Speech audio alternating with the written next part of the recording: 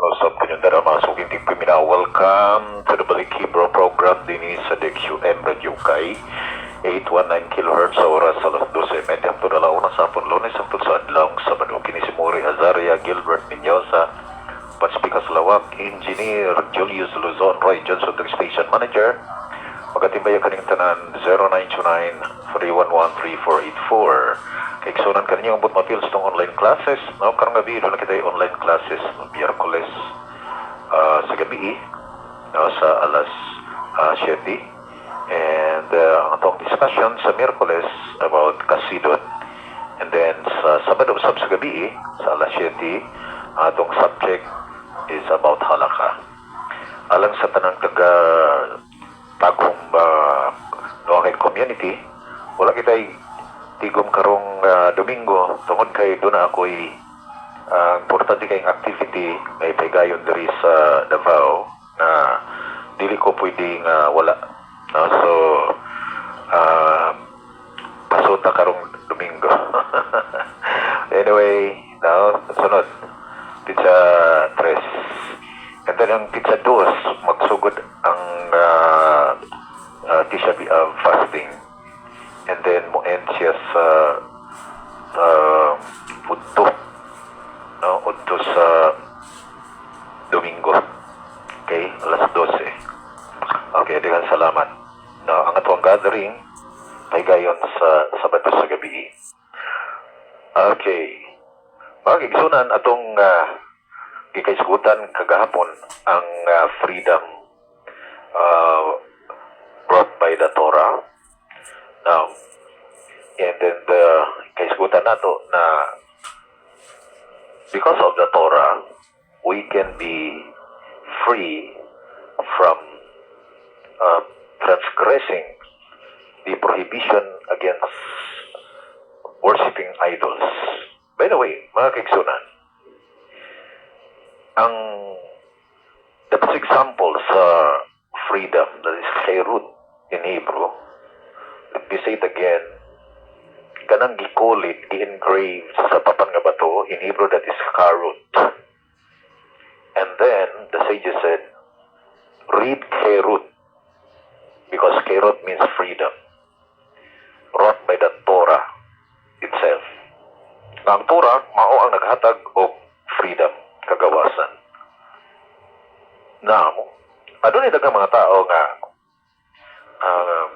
ganahan kayo ng word nga freedom o tungod sa ilang pagka excite sa pulong para nila walay magbuot nila kung sila gusto o say gusto nilang kaunon nila o say gusto lang imnon nila kung sa ilang buhaton nila o kung asa sila mo adtoon nila o kung sa ilahang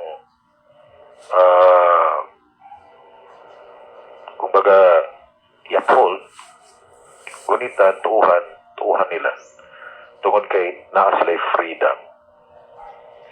Dili sila gusto o governance or dili sila gusto nga dunay control nga naman tungod kay they have the freedom. The question is this: according to the Torah context, what is the nature of the freedom brought by the Torah itself? Okay, the best example is Israel when they were set free from Pharaoh who enslaved them. And according to the sages, the slavery happened when Jacob died. But there are also sages that said slavery happened after the death of the last brother alive, the last brother of Joseph alive, and he was Levi, na namatay sa 137 years. O pagkamatay, misugod ang slavery. But as we observe the totality of the number of years based on the age of Yocheved, the mother of Moshe. As mentioned in the book of Numbers, sa previous parasha, in the Parashat Pinchas, si Yocheved, na mao ang anak ni Levi, was born in Egypt. And according to the sages, ang asawa ni Levi, buntis, ug mag-alanak when they traveled going down to Egypt. Apan pag-abot diha sa boundary, sa gate sa Egypt, nanganak siya. And that's why, kung imuhang totalon ang 70 souls na gimension sa book of Jot or Exodus and also Genesis 46 and Exodus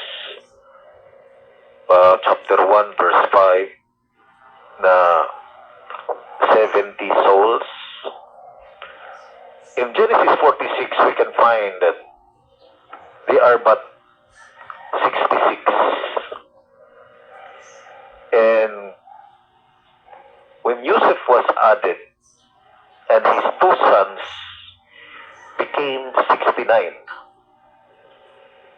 So, ang nibiyahe gikan sa Kanaan, na may going down to Egypt, 66 lang kabuok.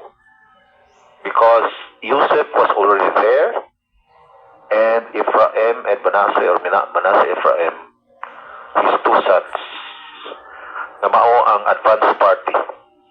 So, all in all, the families of Jacob is 69. But then we can find, that is in Genesis 46, we can find in Exodus 1, verse 5, that there were 70. Tungod kay ang ika-70 mao si Yocheved, nga inahan ni Moshe, nga natao, Moshe Rabbeinu in blessed memory, nga natao, dito gayod sa gate, tungod kay mag-alanak ang asawa ni Levi, o dito nanganak sa gate. So siya ang ika-70, o siya mao ang gates or sukatan sa number of years nga diin ang mga descendants ni Jacob kini nakapuyo sa Egypt or enslaved in Egypt. Ano man tungod kay sa time na nanganak na si Yocheved nato kay Moshe, pag inadog 40 si Moshe kumbaga mi pahawa or gi sent away ni Pharaoh, and then according to some of the documents sa Talmud, 20 plus pa daw. Okay, abot siya dito sa Midian. Kung niya, mibalik siya. Human siya na minyo ni Chipora. Kung pagbalik niya, paggawas nila sa Egypt, sa kinatibok ang balay sa Israel, utsinta na siya. And then 40 years sila sa wilderness, ug namatay siya exactly 120. As siya na tao sa bulan sa Adar 7, Pizza City, and then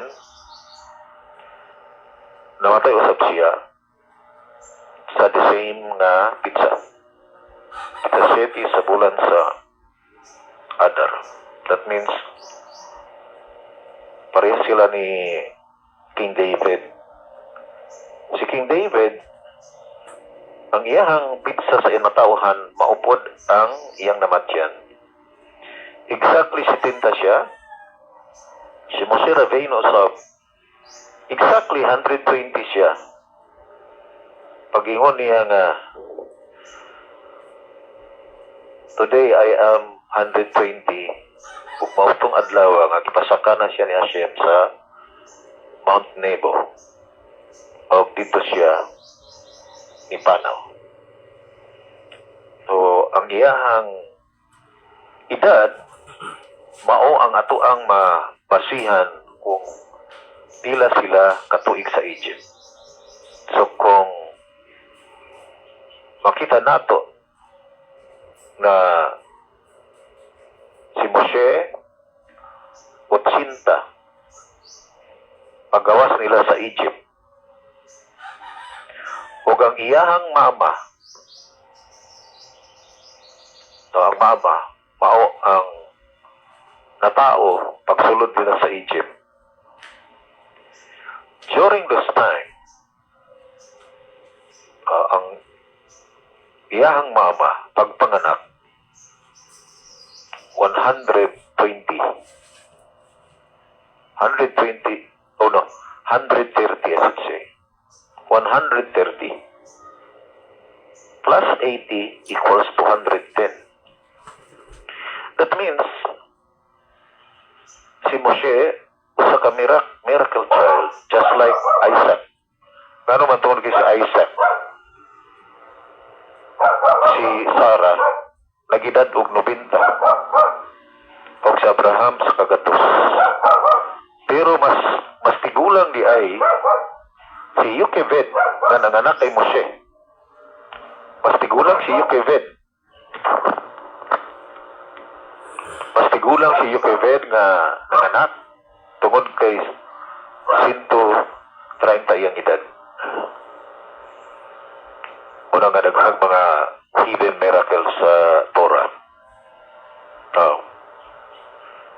Therefore, they were enslaved for 210 years if you try to count it based on their arrival. So kung ibase na to sa ilang arrival, they were in Egypt for 210. Unsa diay nang giingon sa Exodus 12 nga 430 years. Kanang 430 according to the sages, ang counting ana nagsugod sa takna nga si Hashem mihatag sa iyahang promise sa Genesis 15 sa dihang sitinta pa si Abraham pagka Genesis 18 ato makita na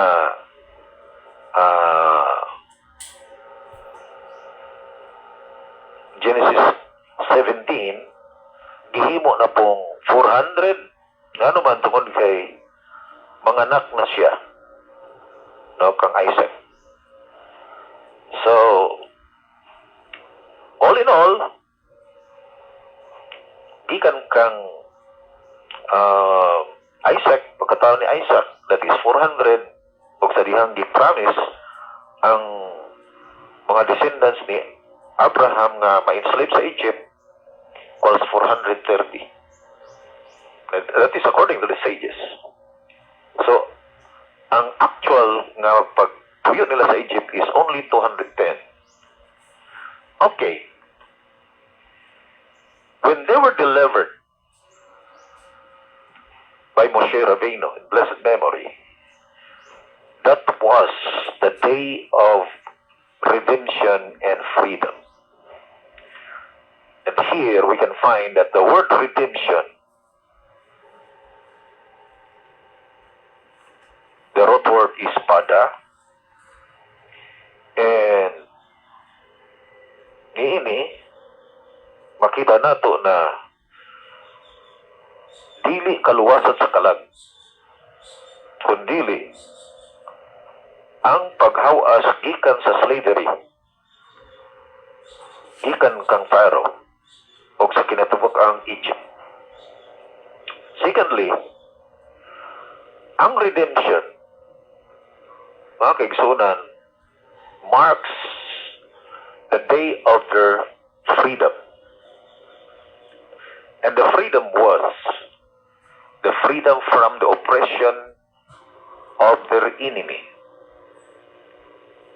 O kini, mao ang Hebrew nga kerut. Tungod ka word nga kerut, mao ang kagawasan gikan sa bondage or kagawasan gikan sa oppression sa kaaway.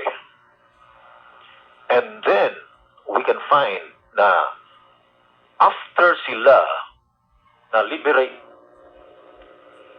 they cross the Red Sea, which is not red but reed, R-E-E-D. That means mga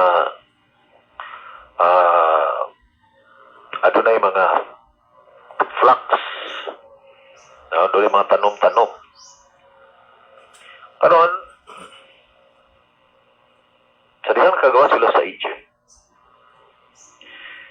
it seals their total freedom from the bondage of Pharaoh. With the death of his soldiers, both his elite,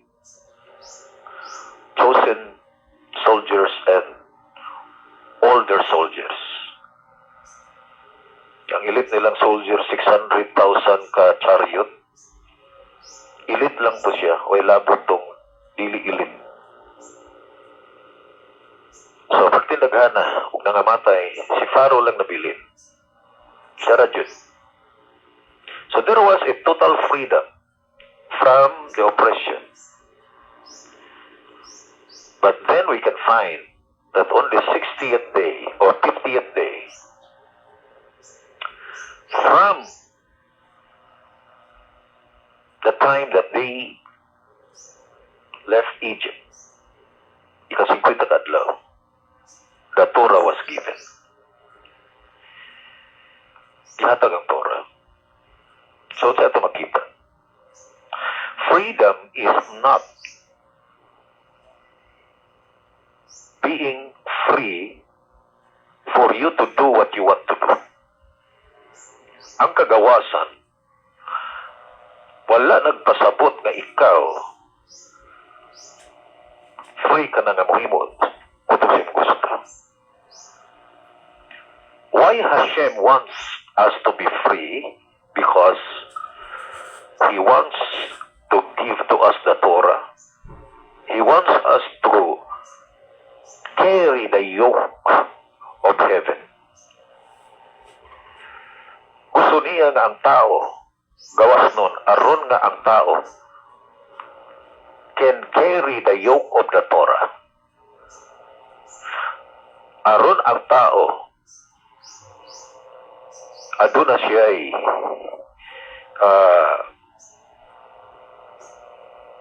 igo nga kagawasan nga maka-perform sa mission nga gikasangon sa kalangitan ngadto kaniya. That means the Torah freedom does not say nga gawas nun ka na. Pwede ka na mohimo bisagon sa imong gusto. Pwede ka na mukaon bisagon sa imong gustong kaonon. Pwede ka na mo inom bisagon sa imong gustong inomon.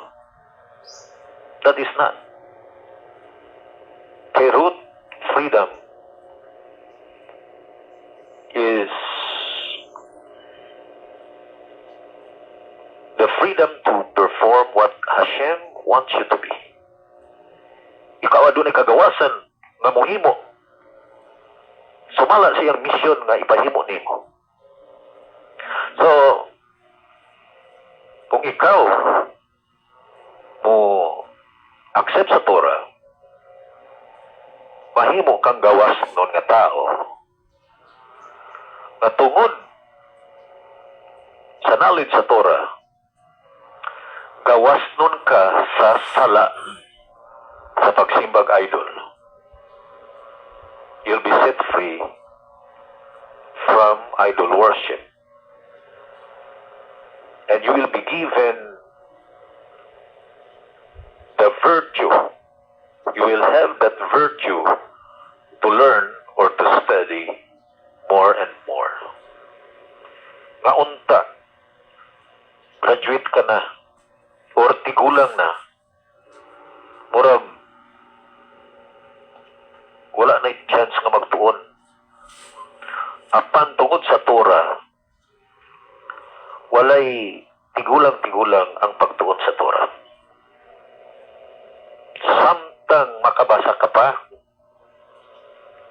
may Hashem strengthen you.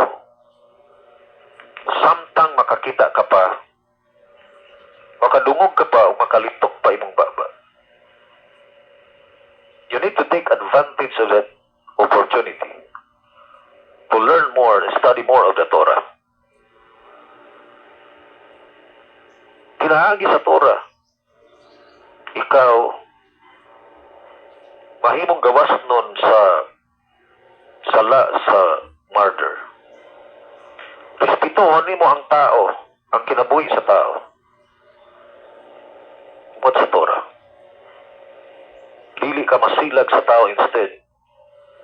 Mahimo ang taong maluluyon, kain, matinabangon, may gugmaon, o mahimong sensitive para sa uban. Yun ana, kung ang tao nasa Torah. You shall be free from hate, free from anger, and you will begin now to engage in helping others. Mutawang sa uban. Kung unsa man ang inimong o kaya nimong himuon, whether encouraging others, encouraging other souls, ang pag-encourage kanila, pagdasig kanila, paglipay kanila, ingon man ang paghatag o inspirasyon to live. Doon kay daghang mga tao palayo lang who are sad, lonely, depressed. If you are in the Torah, you will learn to inspire others, and you will be free from hatred, free from anger and even from death.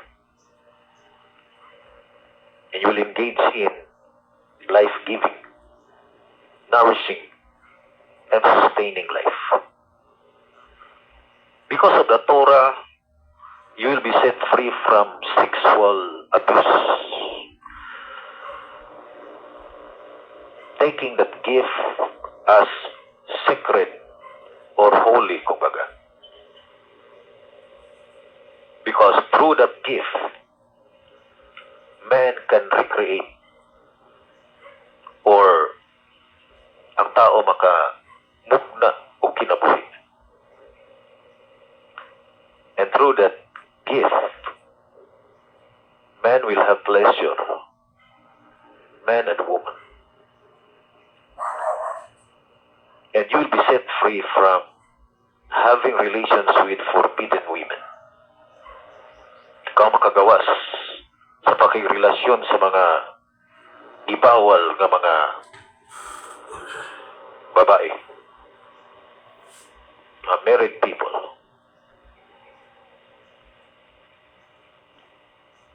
O tungod sa Torah, ikaw mahimong gawas nun sa pagpanghilabot sa butang nga dili mo.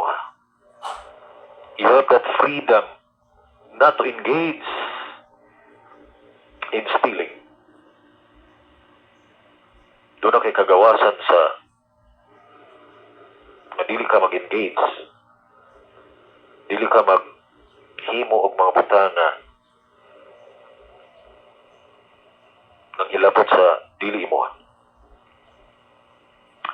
And then, tungod sa tura, ikaw mahimong gawas nun sa pagkaabusado sa hayop. You begin to love nature. You become loving, caring for the animals. Ang mga hayop, imuhang panggaon, imuhang higugmaon because of the Torah. Mabita mga kaigsunan sa atong nangaging sipya, atong giisugutan ang gambling, pinagi sa sabong, nga tungod ana daghang kaayong kinabuhi nga nangamatay. Mga kaigsunan, dili lang dapat online ang undangon, kundi ang sabong mismo dapat undangon. Nga naman, tungod kay animal cruelty siya. Abuso siya sa hayop. Animal cruelty.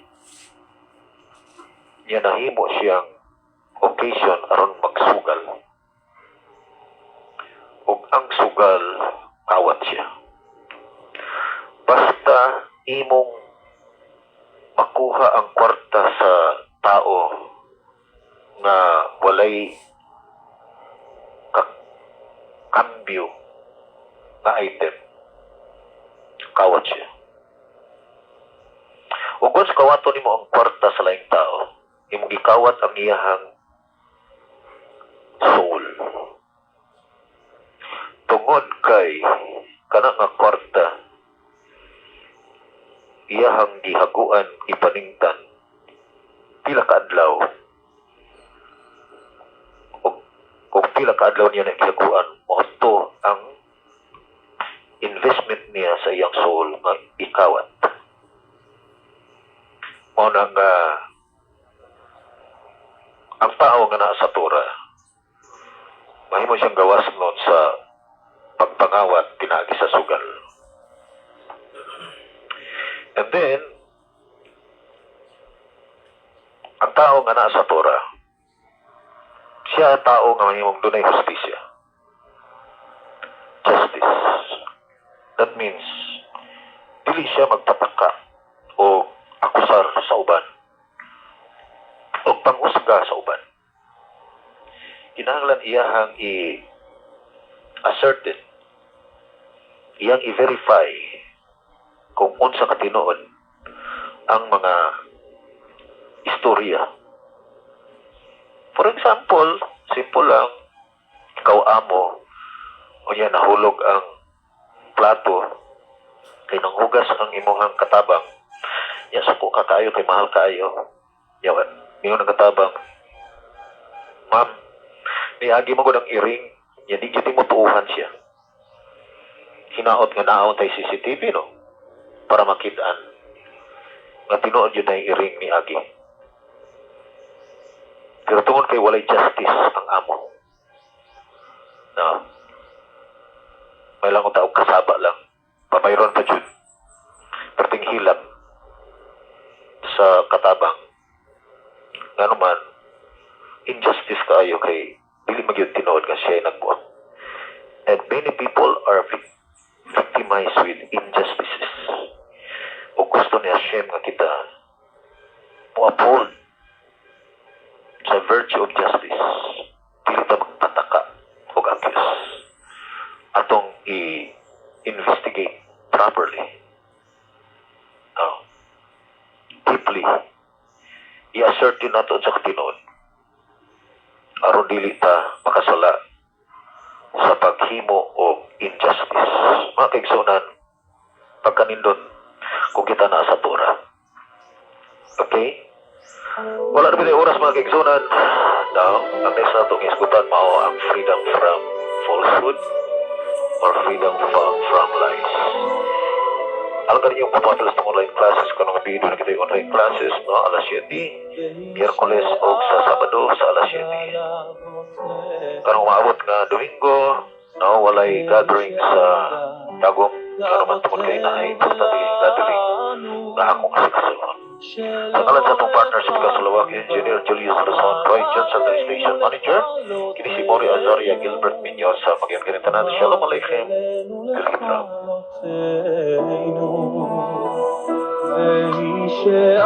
Paminawa ang programang Balik Hebrew uban ni Brother Gilbert Mendoza.